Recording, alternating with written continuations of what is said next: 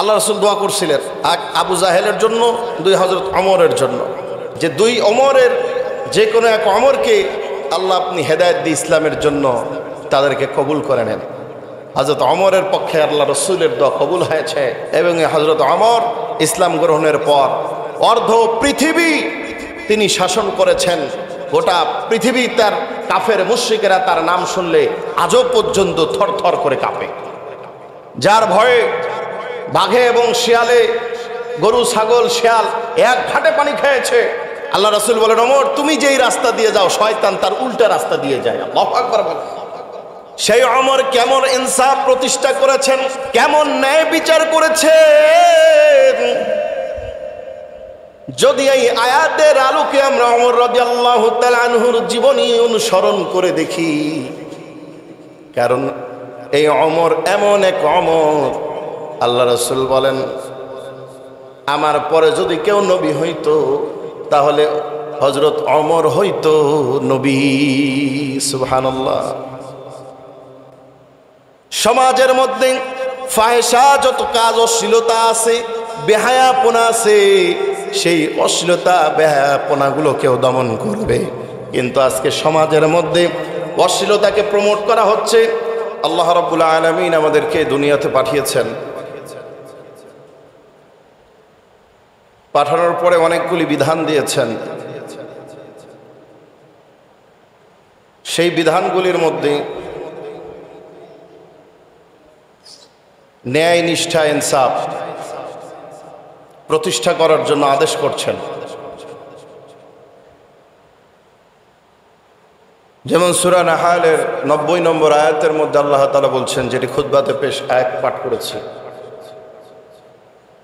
ইন্নাল্লাহা ইয়া'মুরু বিল আদলি ওয়াল ইহসান ওয়া ইতা'i যিল কুরবা ওয়া ইয়ানহা আনিল ফাহশাই ওয়াল মুনকারি ওয়াল বাগই ইয়া'iদুকুম লা'আল্লাকুম তাযাক্কারুন। এই আয়াতটি শুধু আজকে নয়, প্রত্যেক জুমায় খুতবার শেষে এই আয়াতটি পাঠ করা হয়। এটা শুধু একটা পাঠ নয়, এটা একটা মেসেজ। প্রত্যেক জুমায় আপনারা এই আয়াতটি শুনেন। আয়াতটি যখনই ইমাম সাহেব শেষে পাঠ করে তখনই আমরা জানি খুতবা শেষ, এখন দাঁড়াতে হবে। আমাদের কাছে এটা নামাজ শুরুর আয়াত হয়ে গেছে, তাই না? যে হুজুর আয়াত শুরু করে ইয়াইদুকুম লাআল্লাকুম তাযাক্কারুন ফাজকুরুনি আযকুরুকুম বলার আগে কাতার শুরু সোজা হয়ে যায় না। আমাদের কাছে এটা হলো নামাজ শুরুর একটা মাধ্যম হয়ে গেছে, কিন্তু না, এর মধ্যে খুব শক্ত কিছু কথা আল্লাহ রাব্বুল আলামিন বলেছেন। শক্ত কিছু কাজ যেটা বর্তমানে আমাদের জন্য খুব কঠিন,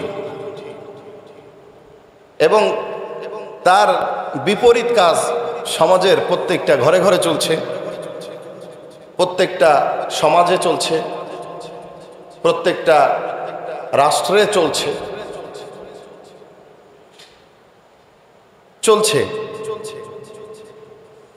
কিন্তু না, আমাদেরকে কুরআনের দিকে ফিরে যেতে হবে।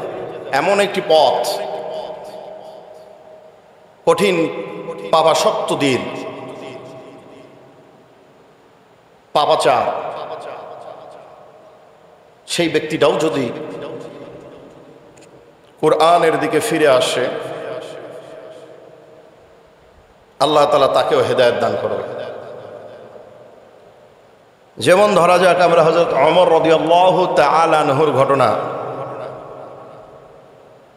ইসলাম গ্রহণের পূর্বে তিনি কি ছিলেন, কেমন লোক ছিলেন, এটা আমরা সকলেই কম বেশি জানি। যে তার মতন কঠিন ব্যক্তি, যিনি মুহাম্মদ রাসূলুল্লাহ সাল্লাল্লাহু আলাইহি ওয়াসাল্লামকে হত্যার জন্য খোলা তরবারি নিয়ে মক্কার অলিতে গলিতে খুঁজেছেন, যে মুহাম্মদ সাল্লাল্লাহু আলাইহি ওয়াসাল্লামকে হত্যা করবে। যেই সাহস সেই সময় মক্কার কেউ করার দুঃসাহসিকতা দেখানোর সাহস পায় না। এই হযরত ওমর রাদিয়াল্লাহু তাআলা আনহু তার ইসলাম গ্রহণের অনেকগুলো ঘটনা ইতিহাসের কিতাব থেকে পাওয়া যায়, যেই ঘটনাগুলো সত্য মিথ্যা নিরূপণ করা আজও পর্যন্ত সম্ভব হয় নাই। তবে উল্লেখযোগ্য সূত্রে তাফসীরের কিতাব থেকে মশহুর তার ইসলাম গ্রহণের যে ঘটনাটি পাওয়া যায়, যেটা আমাদের সাধারণ যারা আমরা আছি আমাদের মাঝে এই আলোচনাটা নাই। যেটা আছে আমরা যেটা বলতে জানি, যদি যে কাউকেই জিজ্ঞাসা করি যে হযরত ওমর রাদিয়াল্লাহু তাআলা আনহু ইসলাম গ্রহণ করছেন কিভাবে, তো এক বাক্যে একটা ঘটনাই আমাদের মাঝে চলে আসে। কারণ এটা আসলে বেশিরভাগ সময় আমাদের আজ থেকে আরও 20 বছর আগে 15 বছর আগে ওয়াজের ময়দানে হুজুরেরা চোখের পানি ছেড়ে দিয়ে ওয়াজটা খুব করতেন। তখন থেকে ওই যে আমরা শুনে শুনে মুখস্থ হয়ে গেছে। তা ওমর রাদিয়াল্লাহু তাআলা আনহুর ইসলাম গ্রহণের ঘটনা বললে ওই ঘটনাটাই চলে আসে। কোন ঘটনাটা? ওই যে হযরত ওমর রাদিয়াল্লাহু তাআলা আনহু রাসূলুল্লাহ সাল্লাল্লাহু আলাইহি সাল্লামকে হত্যা করার জন্য বের হয়েছেন, আর পথে মধ্যে তার এক বন্ধুর সঙ্গে সাক্ষাৎ হয়েছে। বলতেছে, কোথায় যাও? মুহাম্মদ সাল্লাল্লাহু আলাইহি সাল্লামের হত্যা করতে যাচ্ছি। কেন? সে বাপদাদার ধর্মে কালি দিয়েছে, ধর্ম ত্যাগ করেছে। বলে, মুহাম্মদকে হত্যা করার আগে নিজের ঘরের খবর নিয়েছ? কি করে? তোমার বোন এবং ভগ্নিপতি তো মুহাম্মাদের দিন গ্রহণ করে নিয়েছেন। আসেন এই ঘটনা শুনছেন আপনারা? এরপরে তিনি গরম হয়ে গেলেন, বাসায় চলে গেলেন, গিয়ে দেখেন গেট লাগিয়ে দিয়ে ঘরের ভেতরে তার বোন আর ভগ্নিপতি কোরআন তেলাওয়াত করতেছেন সূরা তাহা। তাহা মা আনজালনা আলাইকাল কুরআন লিতাশকা তানজিলাম মিম্মান খালাকাল আরদা ওয়াস সামাওয়াতিল উলা আর রহমানু আলাল আরশি ইস্তাওয়া। পড়তেছেন, এক আয়াত দুই আয়াত করে পড়তেছে। হযরত ওমর রাদিয়াল্লাহু তাআলা চলে এসেছেন বাসায়। যেই আওয়াজ পেয়েছে যে ভাই চলে আসছে, সাথে সাথে এগুলো গোছায় লুকায় রাখছে। ওমর রাদিয়াল্লাহু ঘরের ভেতরে ঢুকেই মারধর, কি পড়ছিলে আমার হাতে দাও। বলে, না দেওয়া যাবে না। অনেক কথার পরে বলে, ঠিক আছে উজু করে আসে। উজু করে আসছে, আয়াতগুলো তার হাতে দিয়েছে, আয়াতগুলো পরে রাসূলের দরবারে গিয়ে ইসলাম গ্রহণ করেছে। এই যে ঘটনাটা আমাদের মাঝে এটা বেশি প্রচলন আছে, অথচ এই ঘটনার তত্ত্বভিত্তিক ইতিহাসের কোনো কিতাবে, কোরআন সুন্নাহ হাদিসের আলোকে এই ঘটনার কোনো রেফারেন্স আজও পর্যন্ত আমাদের কাছে আসে না। কিন্তু পক্ষান্তরে তার যেই অথেন্টিক যেই ঘটনা ইসলাম গ্রহণের, তিনি নিজেই বর্ণনা করছেন এবং যেটি তাফসীরের কিতাবের মধ্যে বর্ণিত হচ্ছে, সেই ঘটনা আমরা বলি না। সূরাতুল হাক্কার ভেতরে হযরত ওমর রাদিয়াল্লাহু তাআলা আনহুর ইসলাম গ্রহণের ঘটনা তিনি নিজেই বর্ণনা করেছেন, যেটা তাফসীরের কিতাবের মধ্যে বর্ণনা করা হয়েছে। সূরাতুল হাক্কাতের মধ্যে বিস্তারিত তাফসীর ইবনে কাসিরের মধ্যে ঘটনাটি বর্ণনা করা হয়েছে। হযরত ওমর রাদিয়াল্লাহু তাআলা আনহু যখন শুনলেন মুহাম্মদ সাল্লাল্লাহু আলাইহি ওয়াসাল্লাম নতুন এক ধর্মের দাওয়াত দিচ্ছেন, নতুন নতুন কথা বলেন, মানুষ তার কথায় পাগল হয়ে যায়, তার দলে অন্তর্ভুক্ত হয়ে যায়, তখন হযরত ওমর রাদিয়াল্লাহু তাআলা আনহু এই বিষয়টা জানার জন্য একদিন রাতের অন্ধকারে মুহাম্মদ সাল্লাল্লাহু আলাইহি ওয়াসাল্লামকে খুঁজতে খুঁজতে হাতেমের মধ্যে রাসূলের কাবার পাশে যেই ঘরে তিনি থাকতেন, ওই ঘরের মধ্যে দেখেন তিনি রাত্রেবেলা তাহাজ্জুদে কোরআন তেলাওয়াত করতেছেন নামাজের মধ্যে। হযরত ওমর রাদিয়াল্লাহু তাআলা আনহু বলেন, আমি চুপি সারে রাতের অন্ধকারে গুটি গুটি পা নিঃশব্দ করে মুহাম্মদ সাল্লাল্লাহু আলাইহি ওয়াসাল্লামের পিছনে গিয়ে দাঁড়িয়ে গেলাম, খুব সতর্কতা অবলম্বন করে যেন বুঝতে না পারে, দেখতে না পায়। আজকে আমি দেখব, শুনব মুহাম্মদ সাল্লাল্লাহু আলাইহি ওয়াসাল্লাম যে কথাগুলো বলে, এই কথাগুলো আসলে কে তাকে শিখায় দেয়, কোথায় পায়। দীর্ঘক্ষণ ধরে যখন হযরত ওমর রাদিয়াল্লাহু তাআলা আনহু রাসূলের পিছনে দাঁড়ায়া কোরআনের বাণী শুনতে থাকলেন, শুনতে শুনতে তিনি এতটাই বিমোহিত হয়ে গেলেন, বিমোহিত হয়ে তিনি বলে ফেললেন, নিশ্চয় এই কথা তাকে কেউ শিখায়া দেয়। যদি না শিখায় দেয় কথাগুলো মুহাম্মদ কোথায় পায়? হযরত ওমর রাদিয়াল্লাহু তাআলা আনহু বলেন, আমি এই কথা আমার অন্তরের মধ্যে নিয়ে এসেছি, জবানে বাহির করি নাই। মুহাম্মদ সাল্লাল্লাহু আলাইহি ওয়াসাল্লাম সঙ্গে সঙ্গে আমার কথার জবাব দিয়ে দিলেন।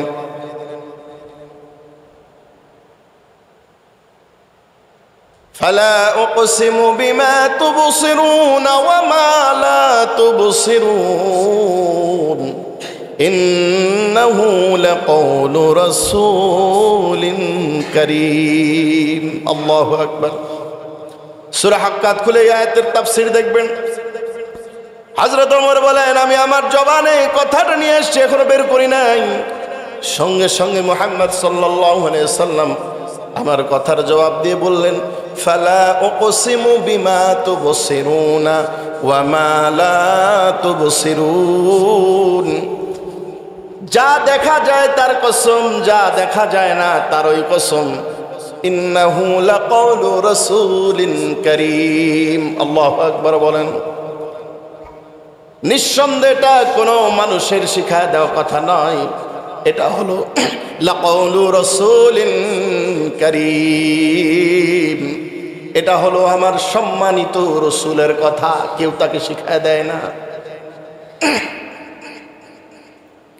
হযরত ওমর বলেন, আমি চমকে গেলাম। কি ব্যাপার? মুহাম্মদ সাল্লাল্লাহু আলাইহি ওয়াসাল্লাম কি আমাকে দেখে ফেললো নাকি? আমার কথা শুনে ফেললো নাকি? না না না, মুহাম্মদ সাল্লাল্লাহু আলাইহি ওয়াসাল্লাম দাঁড়ায় আছেন, তেলাওয়াত করতেছেন। কেউ দেখে নাই, মুহাম্মদও দেখে নাই। তাহলে কিভাবে আমার মনের কথাকে ধরে ফেললো?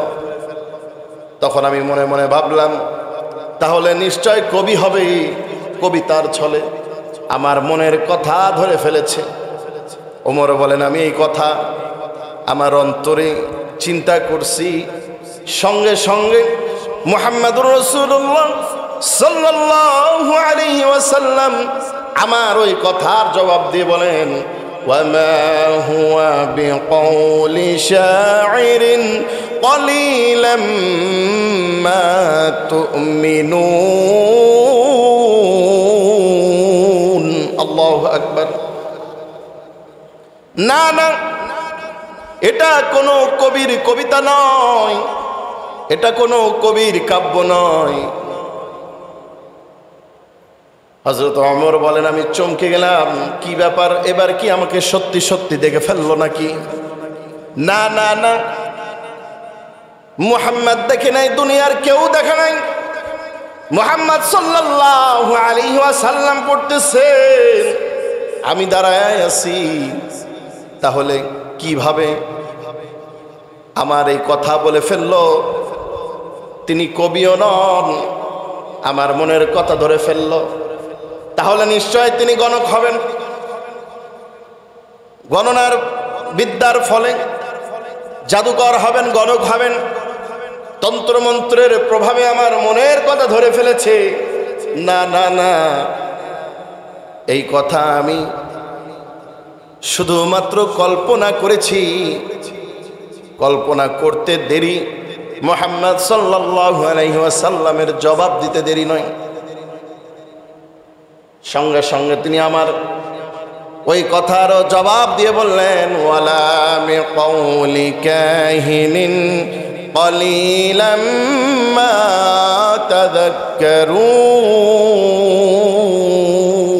তাযাক্কারুন। আল্লাহু আকবার বলুন। না না না, তিনি কোনো গণক নন, তিনি কোনো জাদুকর নন, তিনি কোনো গণনার ফলেও কথা বলেন নাই। সঙ্গে সঙ্গে আমি চমকে গেলাম। আমি আবার আটকে উঠলাম। এইবার তাহলে চিন্তা করলাম, তাহলে এগুলো কার কথা, কে শিখায় দেয়, কোথায় পাই? যদি কারো মানুষের শিখায় দেওয়া হবে না, কবিতাও হবে না, গণকও হবে না, তাহলে এই কথা কোথার থেকে আসে, কে তাকে শিখায় দেয়, মুহাম্মদ কোথায় পাই? সঙ্গে সঙ্গে তিনি উত্তর দিলেন, তানজিলুম মির রাব্বিল আলামিন। আল্লাহু আকবার। এটা এমন এক কিতাব, যেই কিতাব রব্বুল আলামিন তার বান্দার, তার হাবিবের উপরে নাজিল করেছেন। আল্লাহু আকবার। হযরত ওমর বলেন, সঙ্গে সঙ্গে আমার অন্তরে ইসলামের ঝড় বইতে শুরু করে দিল। ধীরে ধীরে আমার অন্তরের ভেতরে ইসলামের ঘর বুনতে শুরু করে দিল। এরপরে মুহাম্মদ সাল্লাল্লাহু আলাইহি সাল্লামের কাছে গিয়ে তিনি ইসলাম গ্রহণ করেন। এটা হলো অথেন্টিক তাফসীরের কিতাব, এটা বর্ণিত হয়েছে। অথচ এই ঘটনা আমাদের অনেক ওলামায়ে কেরামরা এই ঘটনা বর্ণনা করেন। তো কোরআনের দিকে যে ফিরে আসবে, যত বড় পাপাসক্ত কঠিন মানুষ হোক না কেন, আল্লাহ রাব্বুল আলামিন তাকে হেদায়েত দিবেন। এবং এই ওমর, আল্লাহ রাসূল দোয়া করছিলেন এক আবু জাহেলের জন্য, দুই হযরত ওমরের জন্য, যে দুই ওমরের যে কোনো এক ওমরকে আল্লাহ আপনি হেদায়েত দিয়ে ইসলামের জন্য তাদেরকে কবুল করে নেন।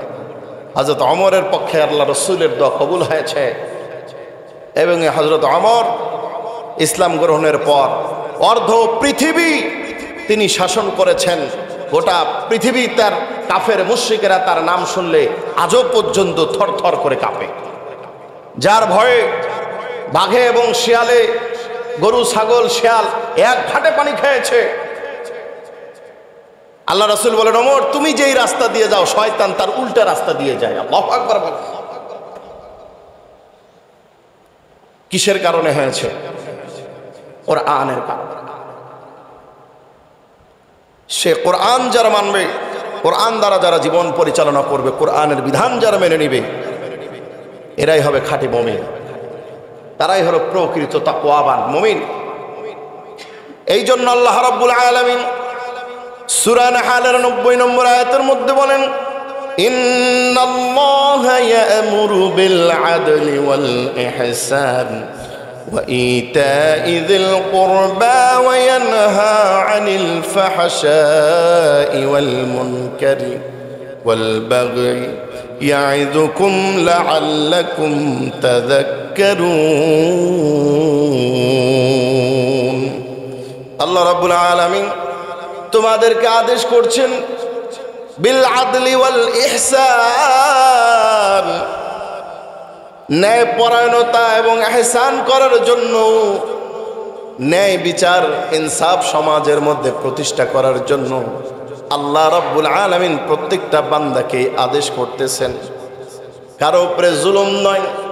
দায়িত্বশীলেরা দায়িত্ব পাওয়ার পর সমাজের মধ্যে তারা ইনসাফ প্রতিষ্ঠা করবে, ন্যায় বিচার প্রতিষ্ঠা করবে। কারো উপরে জুলুম করবে না, কারো উপরে অন্যায় করবে না, নিজেরটাই বুঝবে না। কারণ একজন দায়িত্বশীল যখন দায়িত্ব পেয়ে যায়, তার অধীনস্থ যত কর্মচারী, যত মানুষ থাকে, সবার আগে তাদের অধিকার প্রতিষ্ঠা করা ওই দায়িত্বশীল ব্যক্তির উপরে ফরজ হয়ে যায়। সেই ওমর কেমন ইনসাফ প্রতিষ্ঠা করেছেন, কেমন ন্যায় বিচার করেছেন, যদি এই আয়াতের আলোকে আমরা ওমর রাদিয়াল্লাহু তাআলা আনহুর জীবনী অনুসরণ করে দেখি। কারণ এই ওমর এমন এক ওমর, আল্লাহ রাসূল বলেন আমার পরে যদি কেউ নবী হইতো তাহলে হযরত ওমর হইতো নবী। সুবহানাল্লাহ। নবী হওয়ার সব গুণ তার মধ্যে ছিল।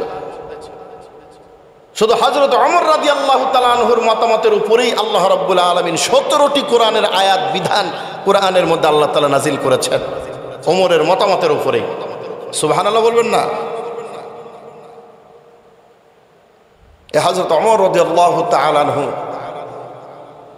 মুসলিম জাহানের জন্য উজ্জ্বল দৃষ্টান্ত, ইনসাফ প্রতিষ্ঠা, আদল ইনসাফ প্রতিষ্ঠার জন্য। কেমন ন্যায় বিচারক ছিলেন হযরত ওমর, কেমন ইনসাফ প্রতিষ্ঠা করেছেন সমাজের মধ্যে, রাষ্ট্রের মধ্যে। খলিফাতুল মুসলিমিন মুসলিম জাহানের দ্বিতীয় খলিফা হযরত ওমর ইবনুল খাত্তাব রাদিয়াল্লাহু তাআলা আনহু, তার একটা অভ্যাস ছিল, প্রত্যেক দিন রাতের বেলা মদিনার অলিতে গলিতে তিনি ঘুরতেন। ঘুরে ঘুরে ঘুরে দেখতেন কোথায় তার প্রজারা, কে পড়তেছে, কে কি খাচ্ছে, কে কি করতেছে, কার জীবন কিভাবে চলতেছে। একজন রাষ্ট্রপতি হিসাবে, দায়িত্বশীল হিসাবে প্রজাদের সকল বিষয়ের চিন্তা ভাবনা দেখভাল করা একজন প্রতিনিধি হিসাবে একজন রাষ্ট্রপতির দায়িত্ব। হযরত ওমর রাদিয়াল্লাহু তাআলা আনহু রাতের অন্ধকারে ছন্দবেশে মদিনার অলিতে গলিতে বাড়ি বাড়ি দেখতেছেন কার কি অবস্থা, তার রাজ্যের মানুষ কোথায় কি জুলুম হচ্ছে নাকি অন্যায় হচ্ছে নাকি, এগুলো তিনি দেখেন। একদিন রাতের অন্ধকারে মদিনার অলিতে গলিতে হাঁটতে হাঁটতে তিনি দেখতে পেলেন একটা বাড়ির সামনে, ছোট্ট কুটরি ঘরের সামনে তিনি দাঁড়ায় গেলেন। লক্ষ্য করে দেখলেন পর্দার আড়ালে একজন মহিলা চুলার মধ্যে কি যেন জাল দিতেছে। চুলার উপরে হাঁড়িতে কিছু সেদ্ধ করতেছে, গরম করতেছে, রান্না করতেছে। আর তার দুইটা ছোট ছোট বাচ্চা ক্ষুধার জ্বালায় ক্রন্দন করতেছে। আর মা তাদেরকে বলতেছে এই তো আর একটু, এই তো আর একটু। হযরত ওমর রাদিয়াল্লাহু তাআলা আনহুর বড় কৌতূহল জাগলো। তিনি সেই বাড়িতে মেহমান হলেন। সেই যুগের নিয়ম ছিল রাস্তায় কোনো পথিক চাইলেও যে কারো বাসায় নিজের থেকেই অতিথি হতে পারত, এটা নিয়মই ছিল সেই যুগের। কিন্তু বর্তমান যুগে আপনি যাত্রার বাড়িতে অতিথি হতে পারবেন না। মেহমান হতে চাইলে আপনাকে জুতা দিয়ে পিটায় তাড়াবে। আর রাতের বেলা তো দূরেই থাকলো। কিন্তু সেই জামানায় এমন একটা সিস্টেম, আপনি অপরিচিত হোক পরিচিত হোক যে কোনো বাড়িতে আপনি চাইলেই অতিথি হতে পারতেন। আর এটাকে তারা বড় স্বাচ্ছন্দ্যের সঙ্গে গ্রহণ করে নিত। আল্লাহু আকবার। হযরত ওমর রাদিয়াল্লাহু তাআলা আনহু সেই বাসার মেহমান হয়ে গেলেন। বসে অনেকক্ষণ থেকে লক্ষ্য করে দেখেন ওই মহিলা হাড়িতে কি যেন জাল দেয়। অনেকক্ষণ হয়ে গেল কিন্তু রান্নার হয় না। এদিকে ছোট ছোট বাচ্চাগুলি খিদার জ্বালায় কান্না করতে করতে এক সময় ঘুমিয়ে পড়ল। হযরত ওমর রাদিয়াল্লাহু তাআলা আনহু ডাক দিয়ে ওই মহিলাকে বললেন, কি এমন আপনার চুলোয় জাল দিচ্ছেন? এতক্ষণ লাগতেছে, রান্না হয় না, বাচ্চাগুলো তো ঘুমিয়ে গেল ক্ষুধার জ্বালায় ছটপট করতে করতে। মহিলা ডাক দিয়া বলেন, কি রান্না করব? আমার হাড়িতে রান্না করার মতন কিছু নাই। তাহলে আপনার চুলায় জাল দিচ্ছেন কি? 2 টুকরা পাথর সিদ্ধ করতেছি, কারণ আমার বাসায় আজ কতদিন থেকে রান্না নাই, খাবার নাই। আমার এই ছোট ছোট বাচ্চাগুলোকে খাবার কি দিব? আমি কোনো খাবার তাদের জন্য ব্যবস্থাও করতে পারি নাই। বাচ্চাদের ক্ষুধার যন্ত্রণা কত কষ্টের, একমাত্র মা বাবা ছাড়া দুনিয়ার কেউ বুঝবে না। মায়ের সামনে সন্তান ক্ষুধার জ্বালায় ছটফট করবে, এই কষ্ট একমাত্র মা বাবা ছাড়া দুনিয়ার কারো বোঝার ক্ষমতা নাই। আমার বাসায় রান্না করার মতন, বাচ্চাদের মুখে খাবার তুলে দেওয়ার মতন আমার কোনো ব্যবস্থা নাই। তাই বাচ্চাদেরকে আমি খাবারের আশা দিই, এই আশায় যেন বাচ্চারা মনে করে যে খাবার আমাদের জন্য রান্না হচ্ছে। অন্তত এই আশায় তারা অপেক্ষা করতে করতে এক সময় ঘুমায়া যাবে। আর ঘুমায়া গেলে তো ক্ষুধার যন্ত্রণা তাদের লাঘব হয়ে যাবে। হযরত ওমর রাদিয়াল্লাহু তাআলা আনহুর কথা শুনে কেঁদে উঠলেন, চোখের কোণায় পানি চলে আসলো। ডাক দিয়া বললেন, আপনাদের খলিফা ওমর কি আপনার এই অবস্থার কথা কি জানে না? ওই মহিলা ডাক দিয়া বলে, খলিফা যদি আমার অবস্থার কথা নাই জানবেন তাহলে তিনি কোন যুক্তিতে মুসলিম জাহানের খলিফা? কেমন খলিফা, কেমন রাষ্ট্রপতি সে, যে তার প্রজা না খেয়ে থাকবে সে জানতেই পারবে না।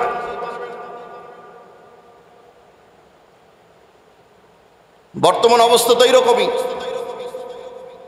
জনগণের ভোটে পাশ করে, নেতারা এসি রুমে থাকে, এসি গাড়িতে চড়ে, আর প্রতিনিধি প্রজারা খেয়ে আছে না না খেয়ে আছে এই দেখার আর টাইম নেই।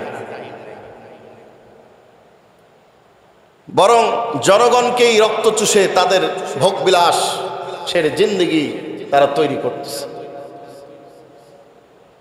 যখন বলছে যে কেমন খলিফা, তিনি যদি তার প্রজার কষ্ট নাই বুঝবেন, নাই জানবেন, তাহলে তিনি কোন যুক্তিতে খলিফা হয়েছেন? আটকে উঠেছেন হযরত ওমর রাদিয়াল্লাহু তাআলা আনহু। সঙ্গে সঙ্গে ঘর থেকে বের হয়ে গেছেন, একটা দৌড় মেরে বাইতুল মালের মধ্যে ঢুকি কর্মচারীকে বলেন, তাড়াতাড়ি আটার বস্তা আমার কাঁধে তুলে দাও। তার সহচর বলতেছে, হুজুর আমরা থাকতে আপনি কেন নিয়ে যাবেন, আমাদেরকে দেন, আমরা আটার বস্তা নিয়ে যাই। হযরত ওমর রাদিয়াল্লাহু তাআলা আনহু খেপে গেলেন,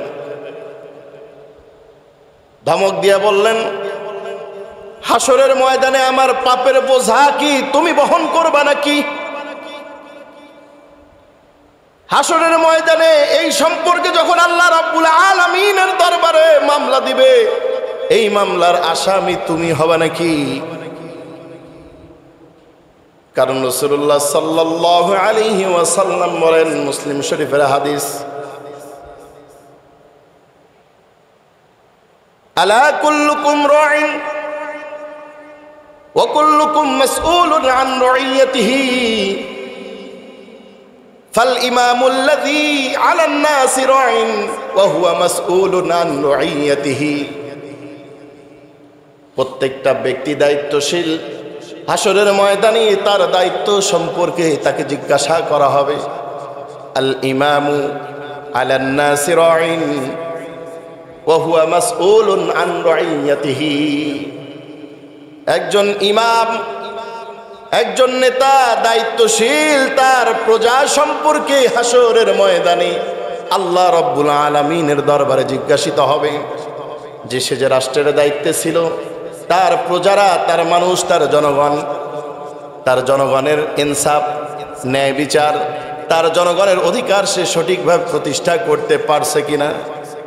একজন সামাজিক মানুষ হিসাবে রাষ্ট্রীয়ভাবে 5টা অধিকার, খাদ্য, বস্ত্র, বাসস্থান, চিকিৎসা,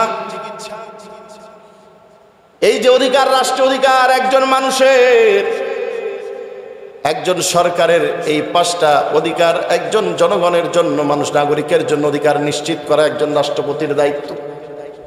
হাসরের মাঠে এই ব্যাপারে জিজ্ঞাসিত হবে। আজকে কত বড় আফসোস, আজকে দেশের মানুষ খেতে পায় না পায়, নেতাদের কোনো চিন্তা ভাবনা নেই, ঠিক কিনা বলেন? নেতারা থাকে আরামে, নেতারা উড়ে আকাশে, আর জনগণ কিভাবে চললো, কিভাবে খালো, কোনো খবর নেই। অবশ্যই হাসরের ময়দানে আপনাকে জিজ্ঞাসা করা হবে, আপনি আপনার জনগণের জন্য কতটুকু অধিকার সুনিশ্চিত করেছেন। হযরত ওমর রাদিয়াল্লাহু তাআলা আনহু নিজের কাঁধে করে আটার বস্তা নিয়ে ওই মহিলার বাসায় চলে গেলেন। নিজে আটাগুলো বের করে, আটা খামির করে রান্না করে চুলার মধ্যে রুটি পাক করতেছেন, আর আগুন ছুটে এসে তার দাড়ি মোবারকের মধ্যে লেগে দাড়ি পুড়ে গেল, হাত পুড়ে গেল। সহচর বলে, হুজুর আপনার রান্না করার কি দরকার, আমরাই তো রান্না করতে পারি, বা সেই মহিলাই তো রান্না করতে পারে। হযরত ওমর রাদিয়াল্লাহু তাআলা নিজেই রান্না করলেন। রান্না করার পর বাচ্চাগুলোকে ঘুম থেকে উঠাইয়া তাদেরকে রুটি খেতে দিলেন। রুটি খাওয়ার পর বাচ্চাগুলোর সঙ্গে খেলাধুলা করলেন। খেলাধুলা করার পর এই বাচ্চাগুলোকে আবার ঘুম পাড়ায়া দিলেন। যখন তারা ঘুম গেল, হযরত ওমর রাদিয়াল্লাহু তাআলা একটা স্বস্তির নিঃশ্বাস ফেলে হাসি মুখে সেই বাড়ির থেকে বের হয়ে আসলেন। আল্লাহু আকবার। ইনসাফ কাকে বলে, আদল কাকে বলে, ওমরের জীবন থেকে গ্রহণ করতে হবে। আজকে ইনসাফ, ন্যায় বিচার কোথায়?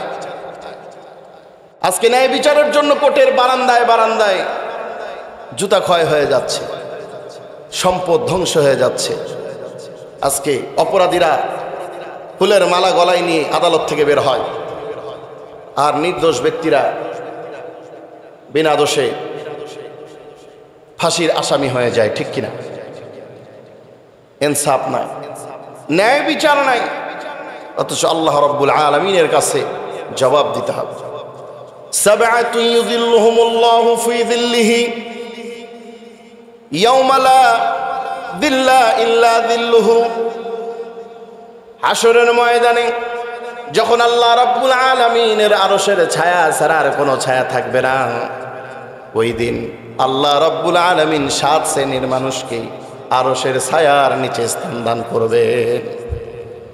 এই 7 জনের মধ্যে একজন আল ইমামু আদিলুন, ন্যায় পরায়ণ বাদশাহ, যে তার রাষ্ট্রে তার দেশের দায়িত্ব পেয়ে তার দেশের মধ্যে ন্যায় ইনসাফ প্রতিষ্ঠা করেছে, ন্যায় বিচার করেছে, ইনসাফ করেছে, সঠিক বিচার সুবিচার কায়েম করেছে, জনগণের অধিকার নিশ্চিত করেছে। এমন বিচারক, এমন বাদশাকে আল্লাহ রাব্বুল আলামিন সেই দিন আরশের ছায়ার নিচে স্থান দান করবেন। আজকে বড় আফসোসের বিষয়, আজকে আমরা ইনসাফ করা ভুলে গেছি।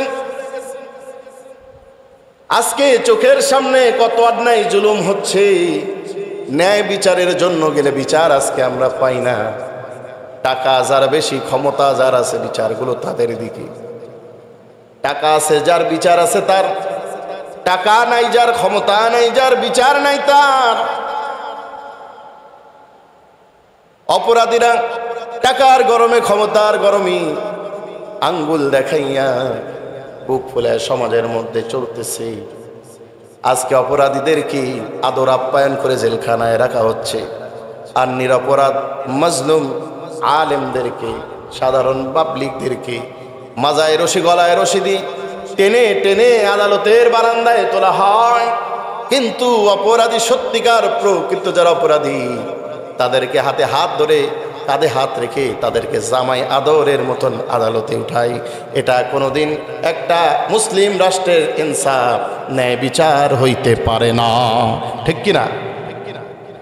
এই জন্য আল্লাহ রাব্বুল আলামিনের আদেশ, ইন্নাল্লাহা ইয়া'মুরু বিল আদলি ওয়াল ইহসান ওয়া ইতা'i যিল কুরবা وينهى عن الفحشاء والمنكر والبغي يعظكم لعلكم تذكرون। শুধু ইনসাফ প্রতিষ্ঠা করবে না, শুধু ন্যায় বিচার ইহসান প্রতিষ্ঠা করবে না, সমাজের মধ্যে ফাহিশা যত কাজ, অশ্লীলতা আছে, বেহায়াপনা আছে, সেই অশ্লীলতা বেহায়াপনাগুলোকেও দমন করবে। কিন্তু আজকে সমাজের মধ্যে অশ্লীলতাকে প্রমোট করা হচ্ছে। এই যে আপনারা দেখেছেন কয়েকদিন আগে সেলিব্রিটি ক্রিকেট লিগ 2025-এর নামে অশ্লীলতাকে কিভাবে সমাজের মধ্যে প্রমোট করা হচ্ছে। সেলিব্রিটি ক্রিকেটের নামে অশ্লীলতাকে প্রমোট করা হচ্ছে, অথচ কেউ প্রতিবাদ করে না। চট্টগ্রামের একজন অ্যাডভোকেট মামলা করছে এটার বিরুদ্ধে, আমরা তাকে স্বাগত জানাই, কিন্তু এটা কতক্ষণ টিকবে তার কোনো গ্যারান্টি নেই। কারণ বর্তমানে যেইভাবে অশ্লীলতাকে প্রমোট করা হচ্ছে, দায়িত্বশীল যারা, তারাই অশ্লীলতাকে সাপোর্ট করতেছে। সেইখানে আপনি ন্যায় বিচার ইনসাফ কিভাবে পাবেন? ঠিক না? ফাহাশা, আল্লাহ তাআলা বললেন ফাহিশা, অশ্লীলতাকে দমন করতে হবে। ওয়াল মুনকার, অসৎ কাজকে বাধা প্রদান করতে হবে। যেখানেই অন্যায় হবে সেখানেই বাধা প্রদান করতে হবে। আজকে আমাদের চোখের সামনে কত অন্যায় হয়, আমরা প্রতিবাদ করতে পারি না। আমাদের সন্তানেরা, আমাদের ভাইয়েরা, ভাস্তারা চোখের সামনে অন্যায় করতেছে, জুলুম করতেছে, ক্ষমতা থাকার পরেও আমরা বাধা দেই না। সম্পর্কের খাতিরে তাদেরই পক্ষ নিতেছি, তাদেরকে আরো উস্কায়া দিতেছি। এর দ্বারা সমাজও ধ্বংস, পরিবারও ধ্বংস, অন্যায়, দুর্নীতি, ঘুষ, হত্যা বেড়ে যাচ্ছে, জুলুম বেড়ে যাচ্ছে। এই জন্য দায়ী তো আমরাই। অন্যায়ের বাধা প্রদান করতে হবে, অন্যায় দেখলেই সেখানে প্রতিহত করতে হবে, এটা হলো আদেশ আল্লাহর। শুধু অন্যায়ের বাধা নয়, ওয়াল বাগি, এবং কোনো প্রকার সীমা লঙ্ঘন করা যাবে না, সীমা লঙ্ঘন করা যাবে না। কারণ যারা আল্লাহর নির্ধারিত বিধান অতিক্রম করে, সীমা লঙ্ঘন করে, আল্লাহ রাব্বুল আলামিন তাদেরকে উপর করে জাহান্নামে নিক্ষেপ করবেন। ইয়াইদুকুম লাআল্লাকুম তাযাক্কারুন। আল্লাহ রাব্বুল আলামিন বলেন, এই বয়ান এই জন্য তাদেরকে করা হলো যাতে করে তারা চিন্তা ভাবনা করে উপদেশ গ্রহণ করে, আমার এই বিধানগুলোর থেকে যেন তারা উপদেশ গ্রহণ করে। আর যারা উপদেশ গ্রহণ করে তাদের জন্য হেদায়েত সহজ হয়ে যায়, তাদের জন্য হেদায়েতের রাস্তা সহজ হয়ে যায়। আর যারা উপদেশ গ্রহণ করবে না, ফাযাক্কির বিল কুরআনি মান ইয়াখাফু ওয়াঈদ। এই কোরআন হলো একমাত্র উপদেশ বাণী, একমাত্র উপদেশের কিতাব। এই কিতাব থেকে যারা উপদেশ গ্রহণ করবে না তাদের জন্য কঠিন শাস্তি আমার আল্লাহ রাব্বুল আলামিন তৈরি করে রেখেছেন। এজন্য আসুন আমরা কোরআনের বিধানকে ফলো করি। বর্তমান জামানায় যেইভাবে শুধু বাংলাদেশ নয়, গোটা বিশ্বে আজকে অশ্লীলতাকে প্রমোট করা হচ্ছে। গতকালকে কুয়েতে আপনারা দেখেছেন সোশ্যাল মিডিয়ায়, একটা ইসলামী রাষ্ট্র, গোটাটাই সম্পূর্ণ মুসলিম রাষ্ট্র, অথচ ডোনাল্ড ট্রাম্প গেছে তাকে স্বাগত জানার জন্য। সেই জাহিলিয়াতের মতন মহিলাদেরকে চতুর্দিকে দাঁড় করা, এইভাবে মাথার চুলগুলো খুলে চুলের ড্যান্স দিয়ে দিয়ে তাকে স্বাগতম জানানো হচ্ছে একটা ইসলামিক মুসলিম কান্ট্রি। তাহলে এই অবস্থা শুধু আমার দেশে নয়, গোটা বিশ্বে আজকে চলতেছে। এই অবস্থায় যদি আপনি আমি কোরআনের দিকে ফিরে না আসি, কোরআনের বিধানকে যদি আমি আপনি অনুসরণ না করি, শুধু আজকে আমি আপনি ধ্বংস হব না, আমার পরিবার ধ্বংস হবে, আমার সন্তানগুলি ধ্বংস হবে। এক পর্যায়ে গিয়ে ওই যে কয়েকদিন আগেই যেরকম মেয়ের হাতে বাবা খুন হলো, এইরকম বাবার হাতে 2 দিন আগেও কুমিল্লার বাপ মা চাচি মিলে ঘুমন্ত মেয়েকে তুলে নিয়ে ভুট্টার খেতে হত্যা করে প্রতিবেশীর উপরে দোষ চাপাই দিয়েছে। এইরকম পরিস্থিতি আপনার আমার সঙ্গেও হতে পারে, ঠিক কিনা? এই জন্য আসুন কোরআনের অনুশাসন যত দ্রুত আমরা কোরআনের আইন বাস্তবায়ন করতে পারবো, সমাজের মধ্যে ইনসাফ প্রতিষ্ঠা করতে পারবো। এই জন্য আমাদেরকেই ভূমিকা রাখতে হবে। আমরা সকলেই মিলে যদি কোরআনের বিধান কায়েম করার জন্য একতাবদ্ধ হই, এই দেশে বাংলার আকাশে একদিন সময় লাগবে না ইসলামী রাষ্ট্র কায়েম হতে, ঠিক কিনা বলেন? আল্লাহ রাব্বুল আলামিন আমাদের সকলকেই কোরআনের দিকে ফিরে এসে কোরআন অনুযায়ী সমাজ ব্যবস্থা, পারিবারিক ব্যবস্থা, রাষ্ট্র ব্যবস্থা কায়েম করার তৌফিক দান করুন। আমরা সকলে বলে আমিন।